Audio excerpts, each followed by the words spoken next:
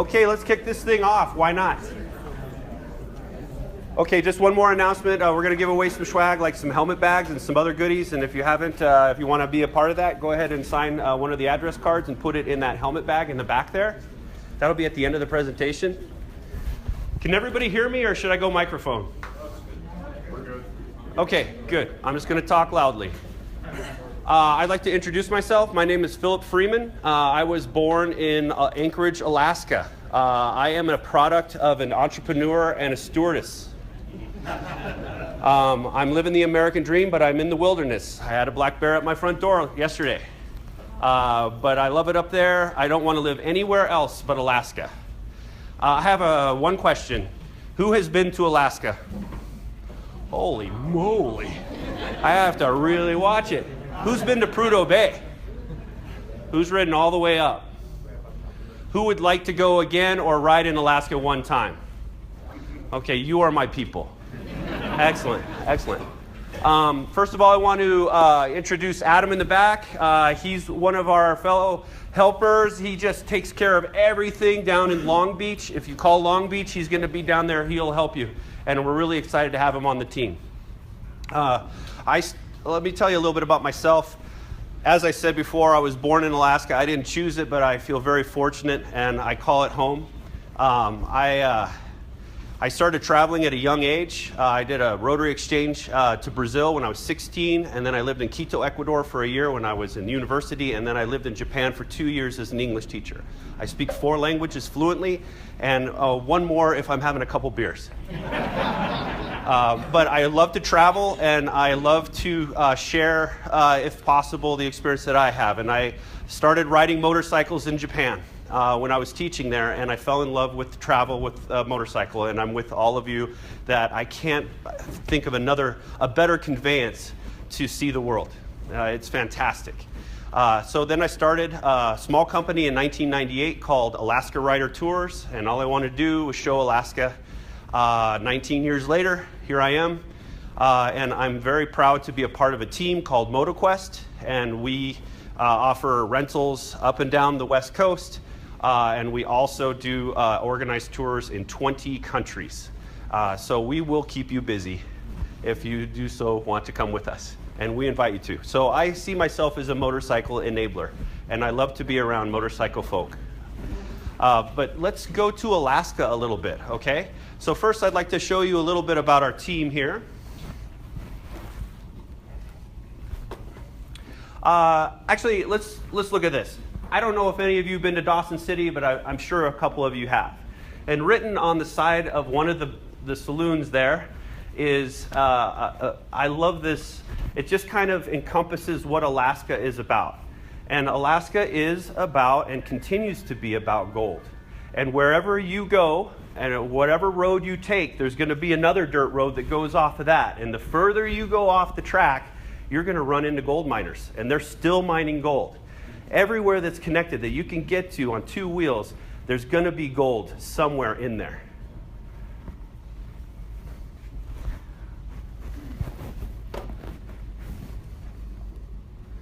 Okay, so this for me, it kind of represents what Alaska is about. This is an old car in the back of what used to be known as Gracious House off the Denali Highway.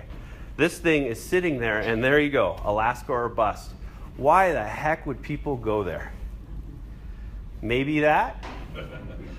Maybe a solitary sojourn just south of the Brooks Range? That's our flag. That's the the Big Dipper and the North Star. And that flag was developed by a native elementary school child. And he won a contest, and bam, our flag. North to the future. When would you come to Alaska? I would say March is too early. This is my town in March, and that's 6 feet of snow in one helping. I would wait until May. Maybe you'd get out of there before the second week of September.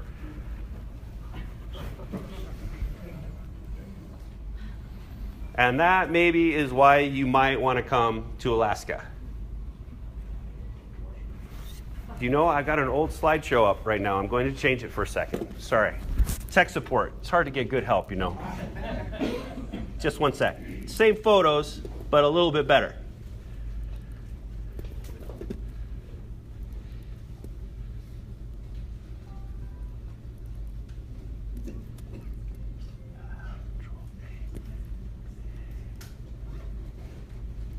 I just want to bring the best, okay? Okay. Oh, whoa. Okay. Let's start again, shall we? It'll go fast. Okay. State of Alaska. Why not? Everyone should have a shop dog. Everyone. Why not? This guy kills it. That's me. That's me standing at Clark's Point, looking out on and we're doing the Lewis and Clark Trail of Lewis and Clark Adventure. You will find Brendan over at our booth. He's our general manager, and we're located just right over here at the promontory. And he is a great guy. He understands motorcycling, and he is also a motorcycle enabler. This is another one of my partners, Kevin, and he's with his wife, Kelly, and they're in South Africa. And he is also an ex-6-day dual sporter, and he is really he knows the industry very well, and he's been all over the world. These are two of our great gals. That's Robin and Kelly. Kelly's down in Los Angeles, and Robin oscillates between, she's in Alaska right now, and she'll go down to Portland.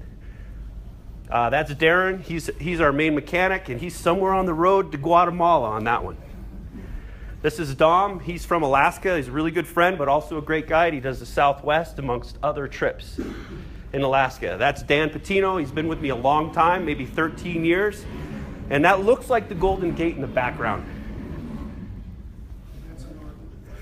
And that is Jim Cole. He's a professional photographer, but he is also an archaeologist. He's been on digs for Lewis and Clark camps.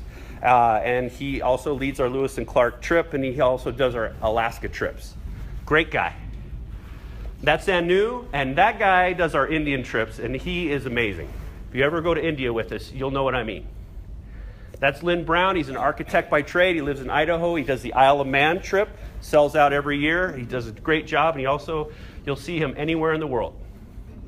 That's Ovi. He's our Transylvanian. We call him our in-house vampire, and he's down in Portland. He's a great guy, and if you ever meet him, I think you'll like him. That's Ben Habecker. He's one of our guides. He lives in in Girdwood, and he runs the ski patrol in the winter, and he does our Peru trip, amongst other things. And that's Chief, and he drives our support vehicle from time to time, and Santa loves his beard. That's our shop in Alaska. So a bit of a dated photo, but it gives you an idea. We're 3 minutes from the airport. You just need to go there, and you can pick up your bike and ride your own ride, or come with us. We're located right next to the house of Harley-Davidson, and Harley-Davidson is a well-known brand in America. It's, I think, a motorcycle. This is our shop in Portland. It's only 10 minutes from the Portland International Airport, and you can go and explore the Northwest in there, around there. And you can also, actually we just changed 2 blocks from here in Long Beach, but you can take a bike and ride from one to another on the West Coast if you want. And that's our shop on Treasure Island in San Francisco. So if you want to ride the West Coast, come out and see us. That is one of our all-ladies tours leaving our facility in Anchorage. And once they leave and come back a week later, they're never the same. And that's a shot of Mount St. Helens on our Lewis and Clark, and it just gives you an idea of what our support vehicle looks like. We always have one on one of our organized tours. And this is why you came here. That is Alaska. To us, we call that a highway. Half of our highway system is dirt surface. So if you're going to go to Alaska, you should be ready to ride dirt if you want to explore at all. Okay, well, you know about the flag, did he? You can see this one was a little bit more robust. Nah, and we did that one. And what happens in Alaska stays in Alaska, okay? And that's why we go to Alaska. Not the other one, this one. But maybe the other one. And this, where are you going to see that? That's the Matanuska Glacier. You can ride to it and walk on top of it. And that thing is moving ice. And it's receding right now, just like most of the glaciers. But it is epic. And you'll see our friend, the Alaska pipeline, Alaska pipeline. And I just like this one because we are the flyingest people in the world. Per capita, more pilot's licenses than anywhere else in the world. You literally can be riding along and there will be a plane that might land, might need to gas up right on the road. It's happened before. These guys are Harley riders, but they wanted to ride scooters for the day and they don't ever want me to show this photo to anybody. So you guys keep this on the down low, okay? Okay, and then don't come in March. What kind of bike would you bring to Alaska? Well, everybody thinks they know which one, and everyone has their favorite bike and all that, but really the ultimate bike is this. I came across this Italian, he had a 70cc moped, and he's been all around the world. He went all the way from Prudhoe Bay to Tierra del Fuego, and he had a little Mocha holder, an extra tire, and he never really went over 50 miles an hour.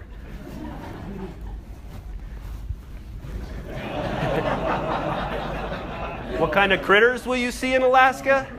Well, we do have a few. There's tourists. Black bears. If you see a bear, you're pretty lucky. Unless you come up early in the spring, you'll see them along the highway because they're trying to fill their bellies with grass. You got moose. Watch out. They'll shave you right off a motorcycle, and they double back like a chicken. So be careful. They are edible. Caribou are edible too, but be careful. And that is sort of like what goes on above the Arctic Circle, above the Brooks Range. Doll sheep, the formidable ground squirrel, and then the muskox. And that's what you'll see on the way to Prudhoe Bay if you keep your eyes open. And we bought those fair and square from the Star Wars set. And this is the traffic jam above the Brooks Range on your way to Prudhoe Bay. And that is the most dangerous animal out on the roadway, the Winnebago. And I'm telling you, those folks, and I like Winnebagos too, let's not judge here, but they do like to stop and then take pictures of whatever they see. And we've had more riders hurt by these than any other animal out there. So just this one, luckily, will never be with us again on that road. Okay, so I want to take you into the country. Let's say you're planning a big trip, and you know, we may have questions, we may run out of time, but I will be over at our booth and we can talk in depth. I've got a map there about the do's and don'ts, and I actually wrote a book about this too, so I kind of know it, and it won an award, and I proved my mom that I was literate, and it's really great.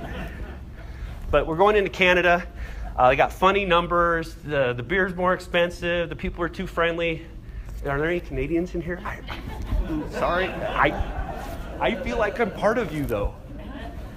I don't look down on you, even though I live more north. And then the Alaska Highway, and things are pretty cool, and then civilization starts dropping off, and you have gas every 100 miles, pretty much. There's a couple ways to go up. You could do the Cassiar or the Alaska Highway, or you could do the Marine Highway up through Bellingham or Vancouver Island. All of them are great. Cassiar, I think, is a better ride. And then, of course, who doesn't like to cruise? Except for motorcyclists, because they like this. When do I get off? When do I get to go ride? We run a trip in May, and you see so many animals along the roadway that time of year. We saw 30 grizzlies last year.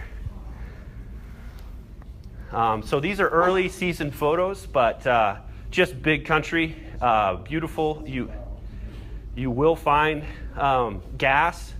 You will find that you're in the middle of nature. It's very beautiful.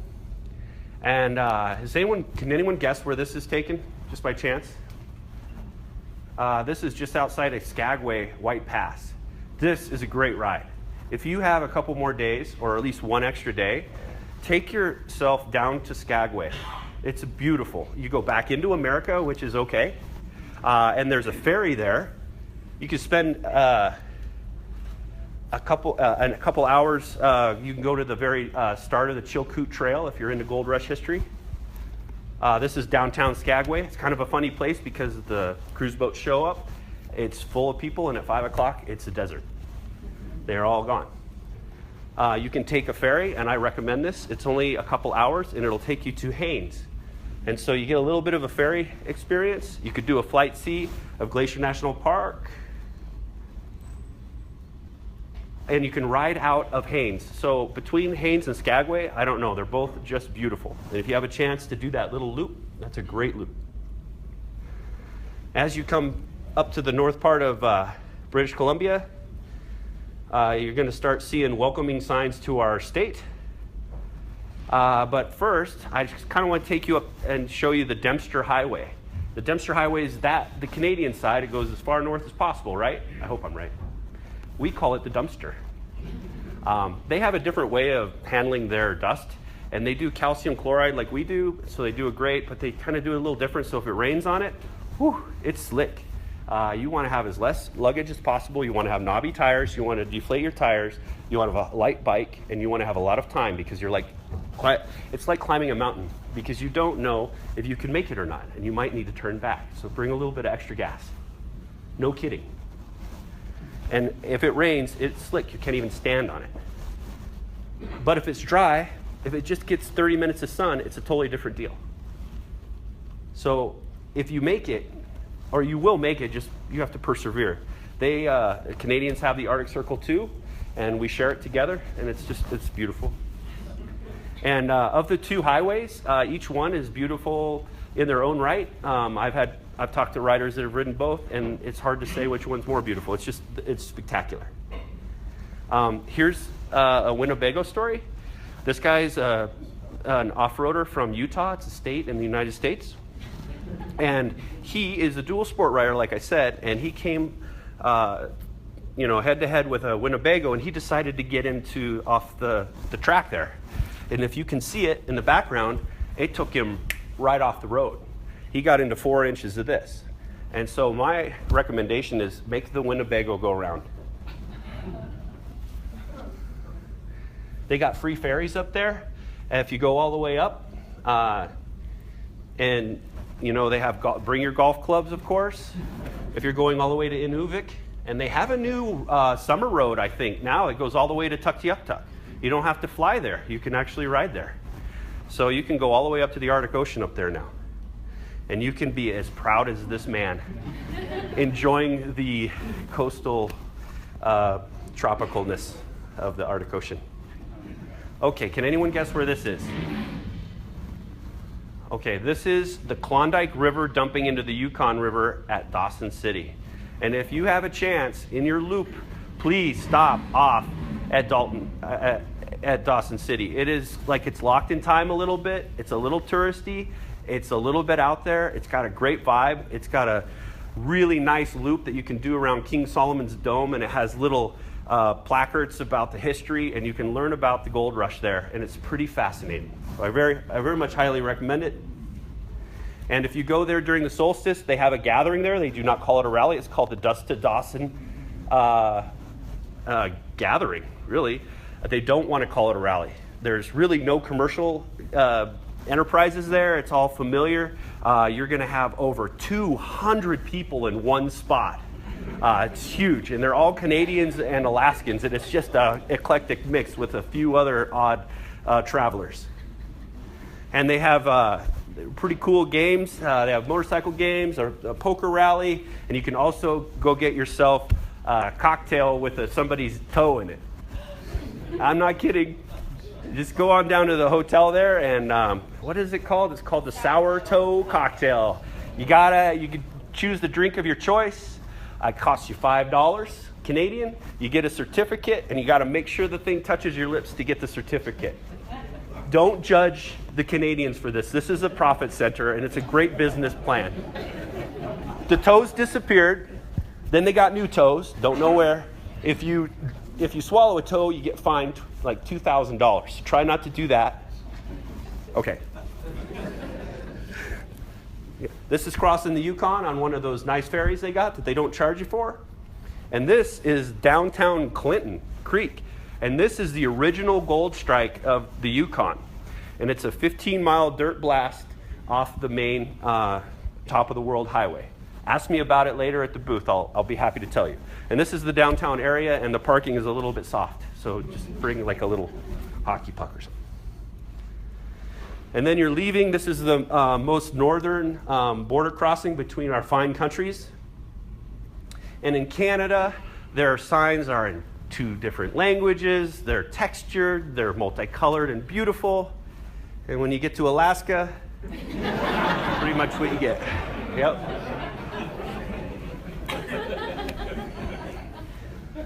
They don't like signs that tell you to do stuff, too. There's one that says no shooting from the road, and boy, you can barely read it.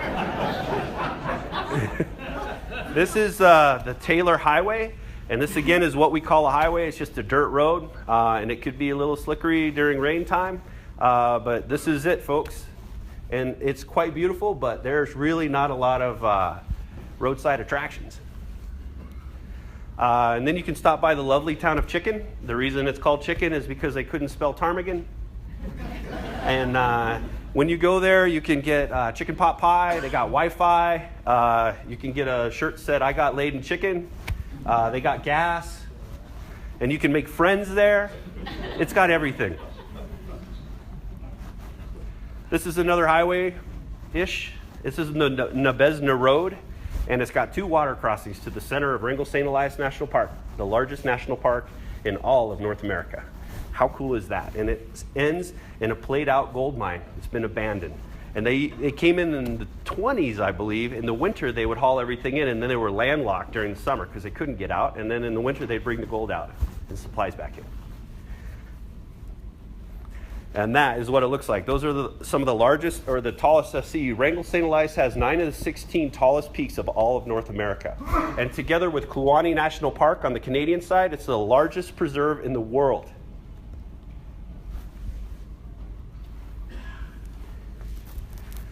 Now let's take a little jaunt down to Valdez, which I think arguably is one of the most beautiful rides in all of the world. And I've heard it from people who have been all around the world. On a good day. That's Worthington Glacier. You can walk up and touch that thing. It's receding, but not that fast. You can catch it at a run.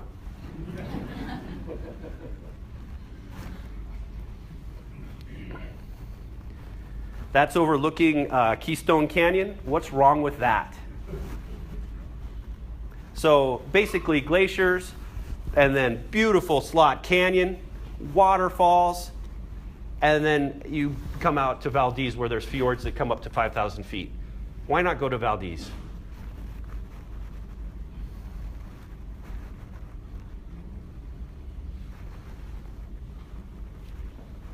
If you do plan to go to Valdez, I'd plan 2 days because usually it's raining, usually. So you want to, if you come there in the back half of July, you're going to see all the salmon runs on the far side and all the creeks. And you can catch them with your hands. Oh, and they have fishermen there, too. And I don't know if they have fishing licenses, but we let them fish anyway.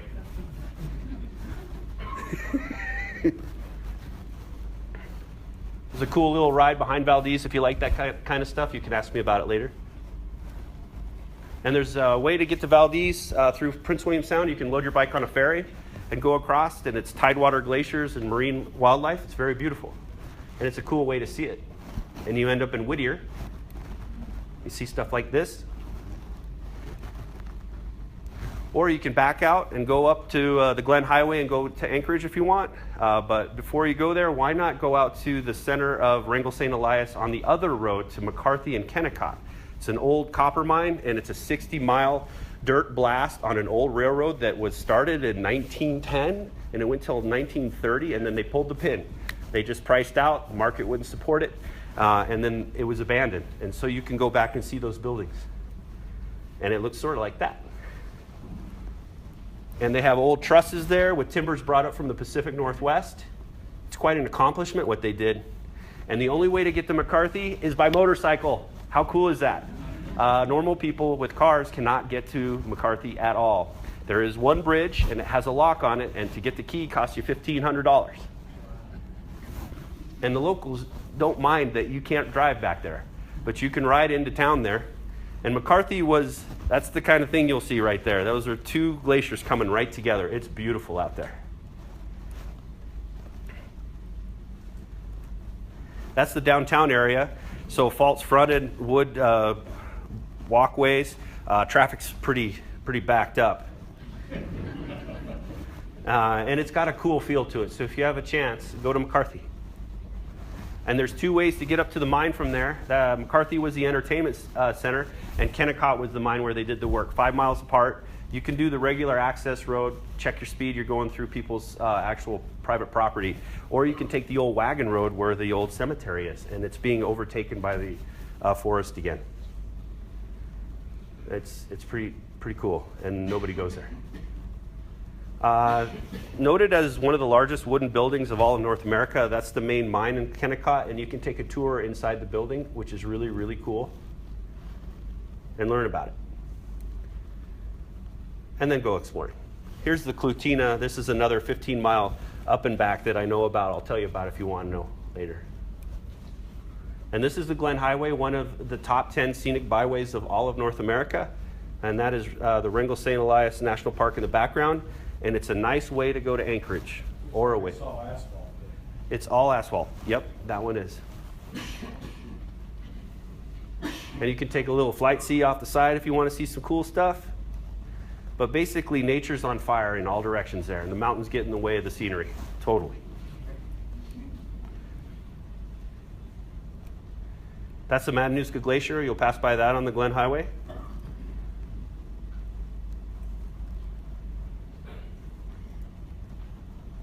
And it's a great ride. There's actually some nice twisties. And then you'll go into the big metropolis of Anchorage, Alaska. 250,000 some odd people live there. Almost half the population in that general area of the whole state. And if you want to put it in context, the state of Alaska is about as big as the country of Mexico, and it has 650,000 people. Everybody gets their own square mile. This is what goes on a given day at our headquarters there, or up in Alaska. You got people from all over the world coming and going. They're usually either really jazzed to leave and go see Alaska, or they're coming back and they have a story to tell. We're open every day of the summer, and we have the shortest rental season in the world up there. And if you have a couple days, go down to the Kenai Peninsula. It is beautiful. And it's got a lot of paved roads, too. This is in Girdwood. This is my town. I live just south of Anchorage, and this is a ski resort. You can go up there on the tramway, check it out, throw a snowball at your friend when they're not looking.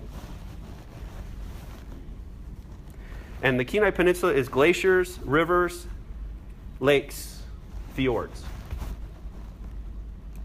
and harbors. And you can go to Anchor Point, which is North America's most westerly highway point of all of North America. So if you do that and Prudhoe, you have just knocked off two of the big ones. This is Homer. It's lovely, and it's also interesting. It's home to hippies, fishermen, and Russians. They still have a Russian community there that still speak Russian. They still dress traditionally, and they were around before we bought the state. So we bought those Russians fair and square. On your way back, you might want to do the 16-mile out to Hope and back. It's a paved, nice, curvy little bit. And you'll end up at the Seaview Cafe, maybe. They got some great chowder there. And you can just kind of watch the salmon run comes in about July. And there's about 63 people that live out there. If you want to go out to Whittier, you can go through the tunnel. Has anyone been through that tunnel? Never forget it, will you? There's nothing quite like it. It's one way. It's flush with railroad tracks. There's fans that blow you. There's water dripping, and it's one way at a time. And it's 2 miles. It's 2.5 miles long. And if you're claustrophobic at all, it's going to be a nightmare. I was one of the first motorcycles who went to it. All right. I was there the day they opened it up to traffic. You used to have to load it onto a train, and now all the locals were upset once they connected that. Then they had to do all the registration for their vehicles because now they're connected to the road system. That's great. The people in Whittier are known as Whittiots, so you know. Okay, so leaving Anchorage going north, there's 2 ways to do it. You can go up the Glen Highway. I just took you down that. How about the Parks Highway? That goes straight up to Denali National Park and then on to Fairbanks. On the way there, if it's July 1st or after, You don't mind riding dirt, I would say take the Hatcher Pass route because it looks like this. It starts out with these beautiful curves and it's paved, and then it turns to dirt for 40 miles and you go up and over, and there's old gold mines, and it's really cool, and it puts you up north of Wasilla and Palmer. And it's nice, so you don't have to go through the traffic there. Traffic to us is, but it's still traffic. And who wouldn't want to see this instead?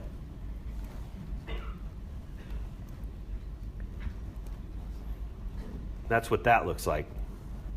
Now, if you make it to Talkeetna, that's a cool little place. I think that's where Northern Exposure was based on. It's a mountain climbing hub, so it's got an international sort of mountain climbing feeling, but it's also home to lots of bearded people, lots of dogs, and you can ride just about anything downtown. And it kind of T-sections with the airstrip too, so it's very Alaskan.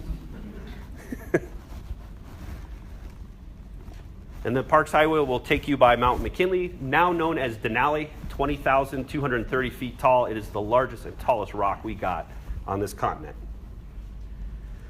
The best views of Denali are pretty much south from the highway, from Parks. You can't, but this picture is taken from Kantishna area, or the road, the park road in, but they will limit you. You cannot go down that road because it's a national park unless you have a permit. They do a lottery, and you could put your name in, and I have a buddy that rode his GS out there. He said it was phenomenal. Okay, so this is when I start to talk about the Dalton Highway. I have a few things to say. First of all, I've probably ridden to Prudhoe Bay more than anyone on earth. I've been doing it for almost 20 years, about 1 to 2 times a year, and it's no Sunday drive. It really depends on the weather. If get a really nice dry spell, you'll go, what's the big hype? But if it gets 2 inches of rain, you're going to go, why did I do this?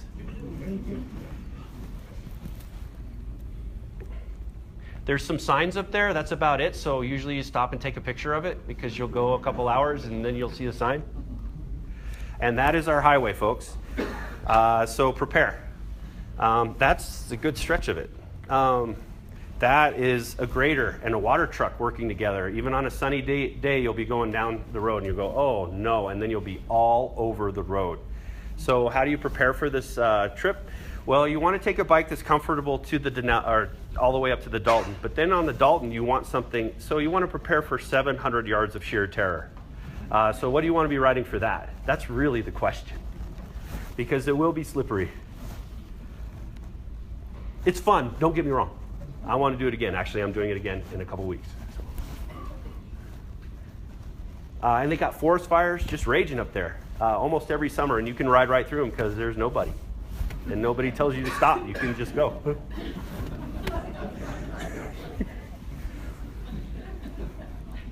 There's absolutely no McDonald's past Fairbanks, none. And you want to pack a little bit of extra gas, maybe 2 or 3 gallons if you have a 5-gallon tank. And then there you go. So knobby tires, all your weight down low, a smaller displacement engines, something you can move around. The most wrecks I've ever seen are the BMW 1200 Adventure. Those people love to fill their tanker up. That's that extra weight up top. It's sloshy, and then they hit this, and they're gone. So you want to have a little bit tactics. Keep smiling, though. You're having fun.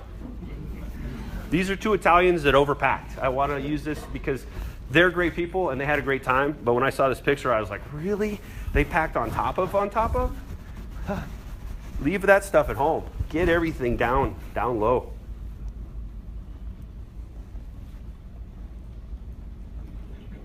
That's ideal right there. Besides that 70cc moped that I showed. This is the bridge across the Yukon, and it gets really greasy because the trucks will bring the mud out onto the wood planked surface. And the reason it's wood planked is so that during the winter, the truckers, they've got chains and they can dig into that surface and get up that just very slight angle. You cannot stop on this bridge. There's a PA system and they're watching you because that's where the Elias pipeline right there, right along that bridge. It's a security zone. So if you stop, you're going to hear, hey, get off the bridge. We're watching you. Big Brother's watching you right now. And right at the end of that bridge, it's a Yukon River camp. We call it the Yukon River Prison Camp. It's just a joke. But one time a bear broke in to the gift shop and made a nest out of it, and then went into the kitchen and really did a good job with all the refrigerator. And then the caretaker came in and shot it, and then it bled out and died in front of the bathrooms. And the blood stain was there for a couple years, and that was the sign they put there. And I don't know if you add or take away a star for rating for that hotel, but it's very nice. And then you'll have sections of pavement on the Dalton that are just like made for a sport bike. So, and you go, why did they make this? It's 16 miles in the middle of nowhere. And then they just picked up all their equipment and went further down and made another stretch. And then you can cross the Arctic Circle there too, and maybe even jump across it. Yeah, why not? And then here's my argument. Okay, everybody's like, I just want to go to the Arctic Circle. Okay, so you're going to go to the Arctic Circle. So you ride all the way there. The most technical and hardest part and the most dangerous road is south of the Arctic Circle. Once you get there, you have 60 miles of pavement to Coldfoot. There you gas up. You spend the night. The next, you have 60 miles of dirt, and you go to the top of the Brooks Range, which is the most beautiful part of the entire trip. And then from there, you only have 80 miles left just to go to Prudhoe. So just go to Prudhoe.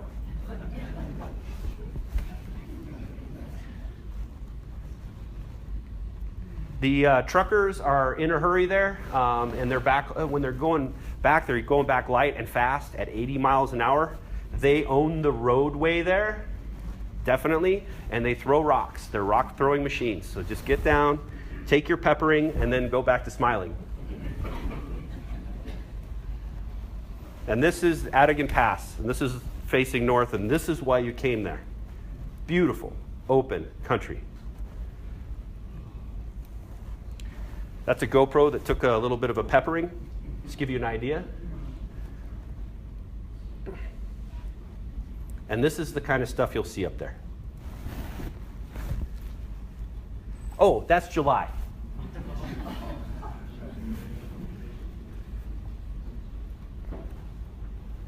Pretty cool. This caribou will run right down the road. They don't know where they're going. Once in Prudhoe, enjoy your time there. No one really lives there all year long except for the cat at the hardware store. There are a few signs you can take pictures of, and I highly recommend you go to the hardware store. It's really, really cool if you like tools, because there's really nothing else going on in town, so you might go there. They do have a gift shop, too.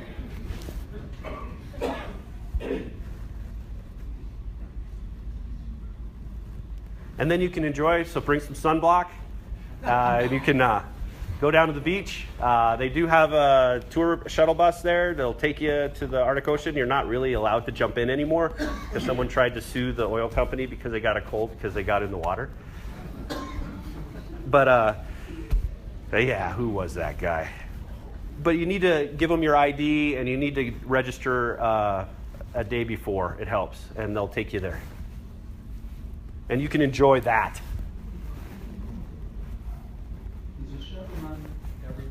Yeah, every day. And you want to check out Dead Horse Camp. They're the ones that seem to arrange it in the town there.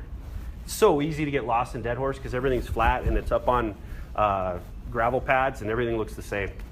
I've sent groups out, okay, just head south.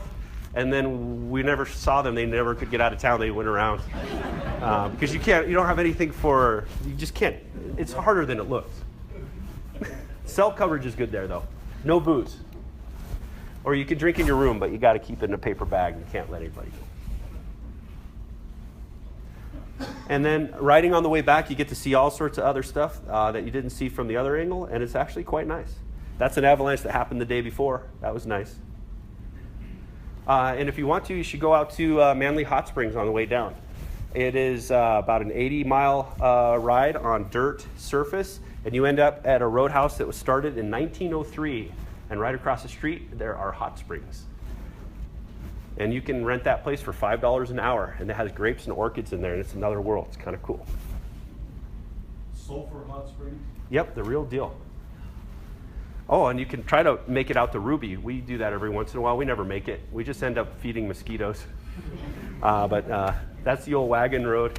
Wyatt Earp used to have an entertainment center out in Ruby, so it's kind of cool. It's got a little history. This is the Steese Highway, which is another highway that kind of goes to the middle of nowhere, which is kind of fun. I have some friends that live out there, so I like to go out there. And on your way, you can stop and see the dredge in Chattanooga. That's Ronnie over there at Chattanooga Lodge. He's got a lot of cool things. There's old wagon roads that go off. If you're really a dual sporter, I could go on and on about all the cool stuff that are off that highway. That's Jack. He does pretty good. He works a mining claim that was worked at the turn of the century with new equipment, and his biggest day was 70 grand. And he doesn't put money in the bank. He puts it in coffee cans, and he digs it and puts it, hides it, and he doesn't tell anybody where his gold is. And if you get out there at the right time, you can show up for their wet stomach contest. How great is that? And it's a piñata punching party too. So you have to leave your guns in your vehicles though, okay? So sorry, there are rules. And those dollar bills up there, they're in every bar all over Alaska, and that's a federal offense. I just want to say that out loud. You cannot do that, but they do it anyway. And I would bring a marker. Usually they have a marker at the bar and a stapler. And the reason they did that is the miners would come out of the woods. They don't know if they're going to cash in the next time they go out, so they would put a dollar bill up, and that would be a drink in the future when they come back. That's how that started. Not the bag on the head. I don't know where that. I don't think that's affiliated.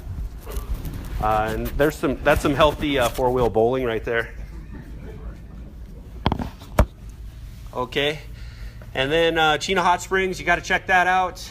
I've got 5 minutes, so I'm going to kind of speed through this because I want to give away a couple of swag and stuff like that. So you can get a martini made out of a glass of ice at Chino Hot Springs. And on your way down the Richardson, you can stop off and see Santa. He's a great guy. He's a Harley guy, but he does recognize that the BMW is a better bike for Alaska. I've got him on film saying that. There's another forest fire just raging.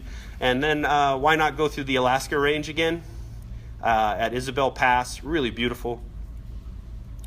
And then I'm going to show you my favorite highway, which is the Denali Highway, which connects the parks and the Richardson Highway. It's 123 miles of dirt, and it goes right along the Alaska Range. It's beautiful. That's a beautiful sign. That's what it looks like. You can see where their priorities are. And it's stuff like that. And they have bike washing stations out there all over. And we do sort of a dual sport tour out there. You go to places that you just wouldn't imagine. It's pretty cool if you're into that kind of stuff.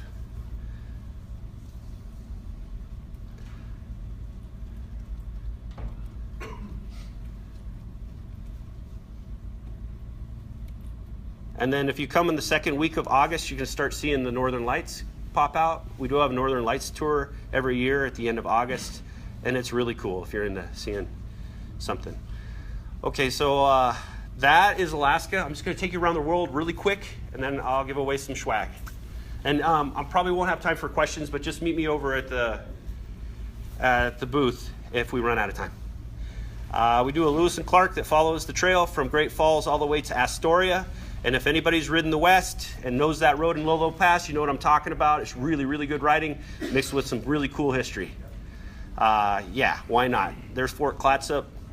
If you've ever ridden, the Pacific Coast area, then you know what I'm talking about there too. Redwoods and beaches and fun. Ooh, San Francisco, Yosemite. We do a tour in the Southwest, and I'm sure you all know that very, very well since this is your backyard, and I can't believe you guys have this as a backyard. We do a little bit on Baja, so if you want to go see something in February or something like that, you can rent from us or join our tour with your bike. You can go touch some whales and see some desert. Why not? Sorry I'm speeding, but I really want to get to my favorite photos. That's bench racing. Everybody knows that. So, Baja. Why not? That's our support vehicle in India. We do the highest memorable passes in the world, and that is, in my opinion, the hardest and most profound trip that we offer. And there's roads like no other there. You're riding in a Royal Enfield, which is kind of a part of history, but look at those roads. Oh my. Yeah, that's what it looks like. There's nothing wrong with that. This is Patagonia. We offer a couple trips in northern and southern Patagonia. One goes all the way down to the very tip of Tierra del Fuego. Why not?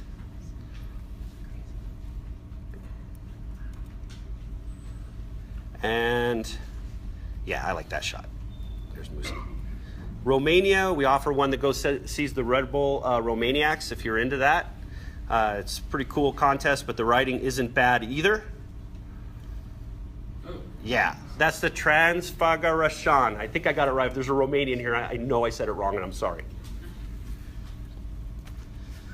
And then there's you could just watch the event from several places. It's pretty cool, and then go riding as well. Why not? This is the northern Patagonia route that we offer. It's pretty cool. It's got a little bit of wet, a little bit of dry.